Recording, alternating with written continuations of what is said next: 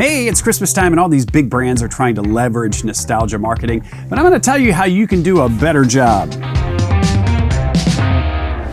Now, leveraging existing nostalgia in marketing and certainly creating new nostalgia around a brand really took a major hit in the early 2000s when we started having internet on our personal devices and streaming and things like that. It really killed the monoculture. And in contrast, let's take a look at something like a Charlie Brown Christmas special.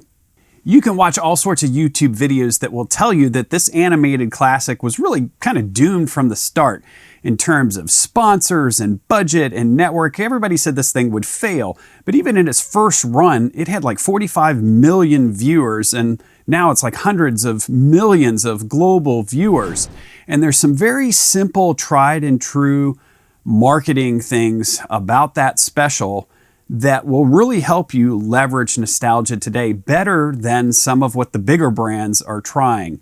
So let's take a look at, one from this holiday season, Hershey's, I will call it the 3.0 version of the Holiday Bells campaign.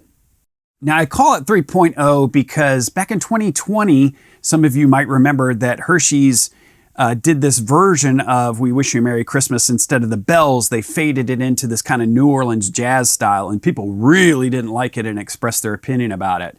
So this year they did this multi-channel, multi-platform kind of campaign where they kind of replicated the keyboard from the movie Big that Tom Hanks danced on this giant keyboard. And they did that in Macy's in New York. And I think it was supposed to be like this viral social thing that I just didn't see it take off. They did a collaboration with Lainey Wilson in a country music video, but the whole video was like this disaster after disaster happening, these real negative things that I'm not sure was like a positive for the brand and the products. They did some things with Candy Crush and some social media filters, but this is what I would call the Buckshot approach. And we saw this earlier with McDonald's a couple months ago. I have a video on that, where they're just trying a whole bunch of things. And I think this gets back to the death of the monoculture. And I'm just really not convinced the ROI is there in the short term, and certainly not in the long term with like brand or product loyalty. You might get this initial little bump in interest, but I just don't think this Buckshot approach is creating the phenomenon that something like a Charlie Brown Christmas special did. So here's 4 things you can do to give your nostalgia campaign some success. First of all, you've got to create a sense of scarcity or seasonality, okay? This can't be available all the time on demand. There needs to be a limited window. It needs to run maybe just during a certain time of the year. So that's one of the things that you can do.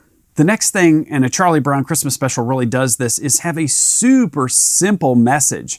Make it universally appreciated. Another thing that you really need to do is you need to make it memorable, like have familiar catchphrases or familiar characters that when they pop up season after season or in different parts of an activation, people know what they are and they're used to what it is. They're familiar with it. They connect with it. And lastly, this is a big one I harp on all the time. Your campaign needs to start conversations. It needs to be conversational, not controversial, but conversational, because a whole bunch of likes and a whole bunch of subscribes or follows, they're just vanity numbers. They don't make any difference at all unless people are converting and buying a product or a service from you and virally sharing what your brand is all about. So it's got to be conversational.